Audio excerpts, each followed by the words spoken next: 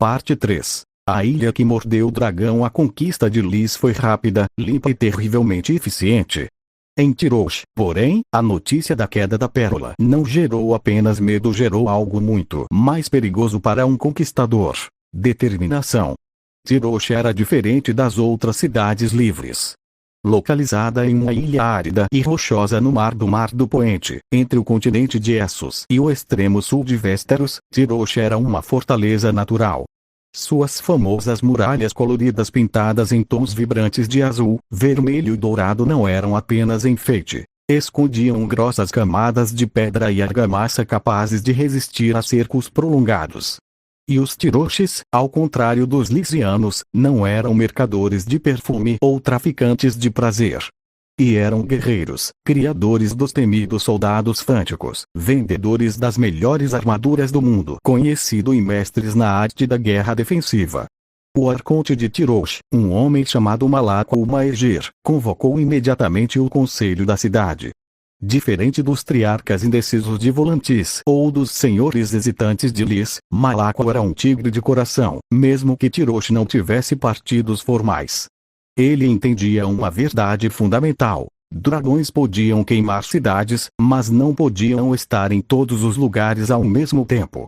Volantis caiu de joelhos e se ofereceu. Ele cuspiu para seus comandantes. Lys queimou porque esperou o inimigo chegar.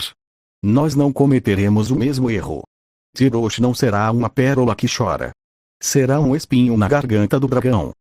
Em Volantis, Aegon celebrava a vitória com seus comandantes, mas sua mente já estava no próximo passo.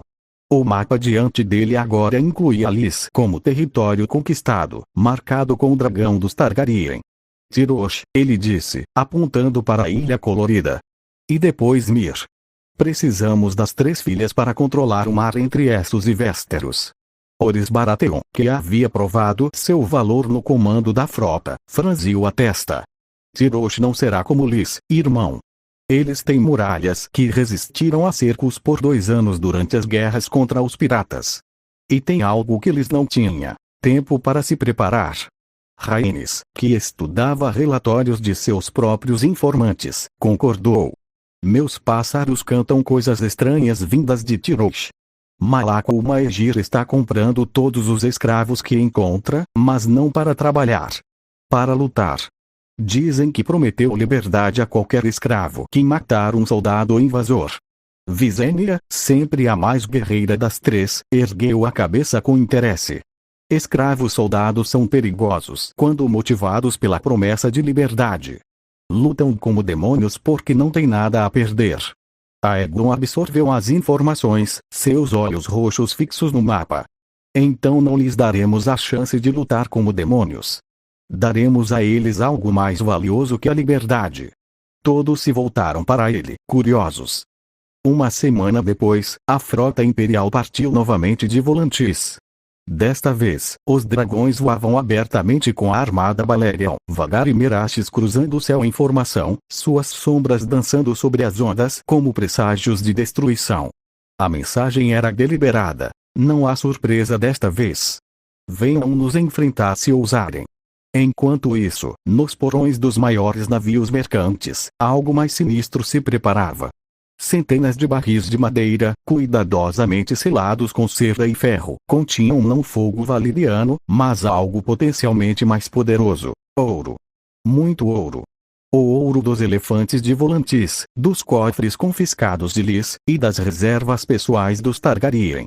Aegon não pretendia apenas conquistar Tirosh com fogo. Pretendia comprá-la primeiro. A frota Tirosh era impressionante. Enquanto a armada imperial se aproximava, os navios de Tirosh formaram uma linha de batalha diante do porto. Eram mais de 200 embarcações, muitas delas baixas e ágeis, projetadas para combate próximo, com arietes reforçados e torres para arqueiros. Nas muralhas da cidade, balistas enormes, algumas grandes o suficiente para lançar lanças de 3 metros, apontavam para o céu, preparadas para os dragões. Malak Maegir observava do alto de sua torre, orgulhoso de seu trabalho. Venham, seus lagartos malditos, ele murmurou. Tirosh não cairá como Lys. Mas Aegon não ordenou o ataque imediato. A frota imperial parou a uma distância segura, fora do alcance das balistas. Então, um pequeno navio com bandeira de trégua destacou-se da armada e aproximou-se do porto. Nele, um único emissário, Oris Baratheon.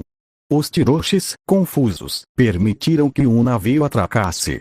Oris desembarcou sozinho, sua enorme estatura fazendo os soldados locais parecerem crianças.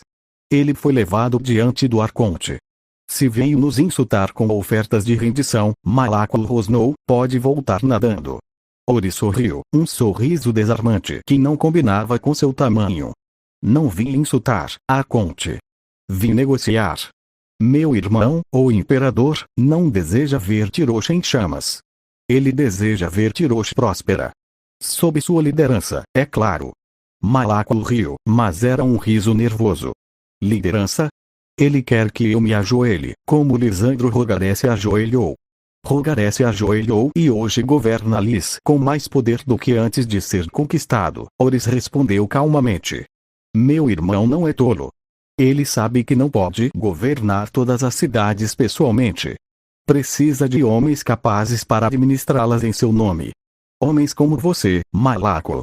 Homens fortes, que entendem de guerra e comando. Ele fez um gesto para o mar, onde os 3 dragões circulavam lentamente. Meu irmão também entende que homens fortes não se curvam facilmente. Por isso, além da oferta, ele traz uma demonstração. Olhe para o céu, arconte. Veja Balerion. Imagine o que aconteceria se eu não estivesse aqui, se não houvesse bandeira de trégua. Imagine suas muralhas, suas torres, seus soldados, transformados em cinzas. Malaco o engoliu em seco, mas manteve a compostura. E o que ele oferece, exatamente? Oris aproximou-se, sua voz baixando. Autonomia. Tirosh continuará governada por Tiroches. Seus impostos serão recolhidos, mas metade irá para Volantis. Em troca, terás proteção dos dragões, acesso ao comércio de todo o Império Nascente, mais importante, ouro. Muito ouro, agora, para reconstruir o que quer que precise ser reconstruído, e para encher teus cofres pessoais. Malaco hesitou. Era uma oferta tentadora. Mas ele era um tigre, e tigres não se rendiam. E se eu recusar? Ele perguntou, desafiador.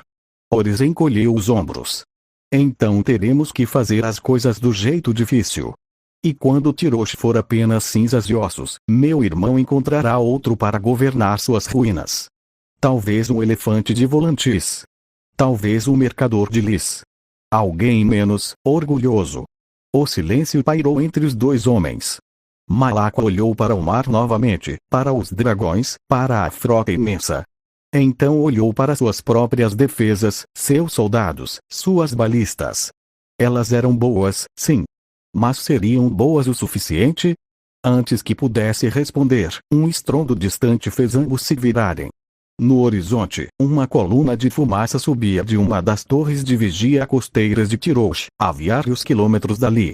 Parece que a paciência do meu irmão se esgotou, Oris murmurou, embora não houvesse surpresa em sua voz.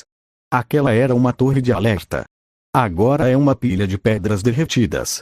A próxima pode ser seu palácio, arconte. Malaco rangeu os dentes. Ele havia sido encurralado, e sabia disso. Aceitar a oferta era rendição disfarçada. Recusar era morte certa de sua cidade. Preciso consultar meu conselho, ele disse finalmente, uma última tentativa de ganhar tempo. Oris balançou a cabeça. Não há tempo. Meu irmão quer uma resposta agora. Sim ou não. Outro estrondo.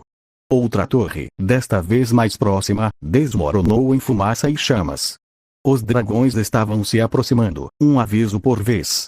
Malaco Maegir, arconte de Tirosh, guerreiro e orgulhoso descendente de antigos senhores da guerra, sentiu o peso de sua decisão esmagá-lo. Ele olhou para seus comandantes, para os soldados que o protegiam, para o povo que se aglomerava nas ruas, olhando para o céu com terror estampado no rosto. Então, lentamente, ele ajoelhou-se. Tirosh, aceita a proteção do imperador Aegon Targaryen, ele disse, as palavras amargas em sua boca. Que sua sombra nos cubra, e seu fogo nos aqueça, não nos consuma. Ori sorriu, estendendo a mão para ajudá-lo a levantar-se. Bem-vindo ao Império, Arconte. Não te arrependerás. Mas Aegon, lá de seu posto em Balerion, observava a cena com olhos que viam além do óbvio. Ele notou algo que Oris, no calor do momento, talvez tivesse perdido. A rendição de Malaqua foi rápida demais para um homem de seu orgulho. Seus olhos, quando se ajoelhou, não mostraram derrota. Mostraram algo mais perigoso: paciência. Ele está esperando, Aegon murmurou para Visenya, que voava ao seu lado em vagar. Esperando o momento de nos apunhalar pelas costas. Visenya concordou. Então não lhe demos esse momento. Deixe-me ficar. Deixe-me estabelecer uma guarnição em Tirosh, com soldados leais a nós. Vigiar cada movimento de Malaqua e seus comandantes. Aegon considerou. Visenya era a mais implacável de suas irmãs, a mais adequada para uma tarefa de vigilância e controle. Mas ele precisava dela para a próxima conquista, Myr. Rhaenys fica, ele decidiu. Ela tem a paciência para jogar o jogo dos corações e mentes que será necessário aqui. Tu vens comigo para Myr. Preciso de tua espada, não de tua vigilância. Visenya inclinou a cabeça, aceitando a decisão do irmão. Que Rhaenys tome cuidado. Tirosh pode ter se rendido, mas sua alma ainda não foi domada. Os dias seguintes foram de ocupação pacífica, pelo menos na superfície. Rhaenys estabeleceu-se no Palácio do Arconte, agora Palácio do Governador Imperial, com uma pequena corte de administradores volantinos e uma guarnição de 300 soldados. Malaqua, por sua vez, parecia aceitar sua nova posição com graça surpreendente, oferecendo banquetes, presentes e informações valiosas sobre as defesas de Myr. Os mirmenses são diferentes de nós, ele explicou a Rhaenys durante um jantar. São artesãos, não guerreiros. Suas riquezas vêm do vidro, das tapeçarias, das armaduras que produzem. Mas também são orgulhosos. Seu conselho de magísteres não se renderá facilmente, mesmo sabendo do que aconteceu a Lys e a nós. Rhaenys ouvia atentamente, mas seus olhos não perdiam nenhum movimento dos servos, nenhum olhar trocado entre os comandantes Tiroshes presentes. Algo estava errado, ela sentia. Havia uma tensão no ar que não combinava com a rendição pacífica. Naquela noite, seus pressentimentos se confirmaram. Ela acordou com o som de metal contra metal, gritos e o rugido distante de Meraxes. Saltando da cama, vestiu rapidamente uma túnica e pegou sua adaga. Sua espada estava do outro lado do quarto, onde um vulto já se movia na escuridão. O assassino era rápido, treinado. Sua lâmina brilhou à luz da lua que entrava pela janela, visando o coração de Rhaenys. Ela desviou no último instante, a adaga encontrando o antebraço do agressor, mas não antes de sentir a ponta da espada rasgar sua pele. Traição! Ela gritou, enquanto rolava para longe, tentando alcançar sua espada. O assassino a perseguiu, implacável, mas agora outros sons preenchiam a noite: mais gritos, mais combates, e o rugido de Meraxes ficando mais próximo. De repente, a parede do quarto explodiu em pedaços. Meraxes, sentindo o perigo de sua cavaleira, havia arrancado a fachada do palácio com suas garras enormes. Sua cabeça imensa invadiu o cômodo, olhos dourados brilhando na escuridão, e um jato de chama prateada reduziu o assassino a cinzas antes que ele pudesse gritar. Rhaenys, ofegante, encostou-se na parede restante, a mão pressionando o ferimento no ombro. Pela abertura que Meraxes criara, ela podia ver a cidade abaixo. Tirosh estava em chamas, não do fogo dos dragões, mas de tochas humanas.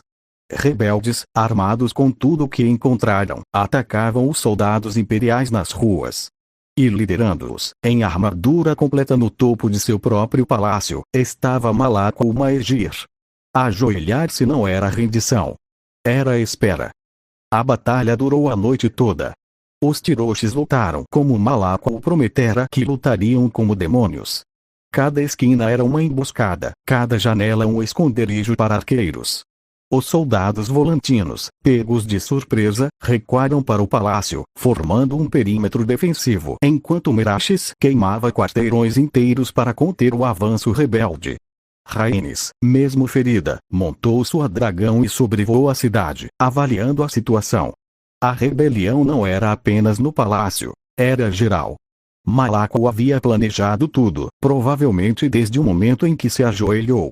Seus agentes haviam distribuído armas, organizado os escravos prometendo liberdade, e coordenado o ataque para acontecer simultaneamente em toda a ilha.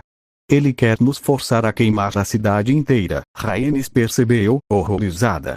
Quer que nos tornemos os monstros que ele disse que éramos. Mas ela não era tola. Em vez de continuar o ataque cego, ela voou para o palácio do Arconte, onde Malaco comandava suas forças. Meraxes desceu como uma flecha, suas garras arrancando o telhado como se fosse papel, e Rhaenys saltou para dentro antes que os defensores pudessem reagir. Encontrou Malaco em seus aposentos privados, cercado por seus guardas pessoais guerreiros fânticos, os mais temidos de Tyrosh, com suas longas tranças e marcas de batalha no rosto. Malaco Maegir, ela disse, sua voz gelada apesar do sangue que escorria por seu braço. Sua rendição foi uma mentira. Sua lealdade, uma farsa. E sua cidade pagará por isso. Malaco riu, um som amargo e triunfante. Minha cidade já está pagando, princesa. Olhe ao redor. Está queimando. Mas não por minhas mãos, pelas suas. Pelas mãos de seus dragões. Vocês são os monstros, não nós. Os fânticos avançaram, suas lâminas duplas cortando o ar. Rhaenys não tinha sua espada, apenas a adaga ensanguentada. Mas ela não precisava de mais nada. Meraxes rugiu, e o teto do palácio simplesmente deixou de existir. A enorme cabeça da dragã desceu novamente, suas mandíbulas abrindo-se e fechando-se em um movimento rápido que pegou dois fânticos e os partiu ao meio como gravetos. Os outros recuaram, o terror finalmente superando o treinamento. Rhaenys avançou sobre Malaco, a adaga em punho. Ele sacou sua própria espada, um belo trabalho de aço valeriano, e enfrentou-a. Mas Rhaenys Targaryen não era apenas uma cavaleira de dragão. Era uma guerreira treinada desde a infância por Visenya, a mais letal das 3 irmãs. O duelo foi rápido e brutal. Malaco era forte, experiente, mas Rhaenys era rápida, imprevisível, e movia-se com a graça de quem dançava com dragões. Em menos de um minuto, ela desarmou e a ponta de sua adaga pressionava sua garganta. Ordene que seus homens deponham as armas, ela exigiu. Malaco cuspiu em seu rosto. Rhaenys limpou o cuspe calmamente, sem desviar os olhos. Então que sua morte sirva de lição. Ela afundou a adaga. A cabeça de Malaco Maegir foi erguida em uma lança diante do palácio ao amanhecer. Rhaenys, montada em Meraxes, sobrevoou a cidade enquanto arautos anunciavam a morte do Arconte e a promessa de queima total se a resistência continuasse. Os Tyroches, vendo seu líder morto e o dragão pronto para destruir o que restava, lentamente depuseram as armas. A rebelião terminou não com o estrondo, mas com um lamento coletivo. Desta vez, não houve ofertas generosas. Aegon, chegando com Balerion e Visenya no dia seguinte, encontrou uma cidade em ruínas parciais, um povo traumatizado e uma irmã ferida, mas vitoriosa. Ele desmontou e abraçou Rhaenys longamente, algo raro para o normalmente contido imperador. Pensei que tivesse te perdido, ele murmurou. Quase perdeu, ela respondeu, com um sorriso cansado. Mas Meraxes é mais rápida que qualquer assassino. Aegon então se voltou para a cidade, para os Tyroches que se aglomeravam nas ruas, observando com medo e ódio nos olhos. Sua voz ecoou, amplificada pelo silêncio pesado. Tyrosh tentou morder o dragão. O dragão mordeu de volta. Mas eu não sou Malaco. Não sou um tirano que governa pelo medo, sou um imperador que governa pelo fogo e pelo sangue, sim, mas também pela justiça. Ele apontou para os Tyroches. Os líderes da rebelião serão executados. Todos os envolvidos no assassinato de meus soldados serão julgados. Mas Tyrosh não será destruída. Tyrosh será reconstruída.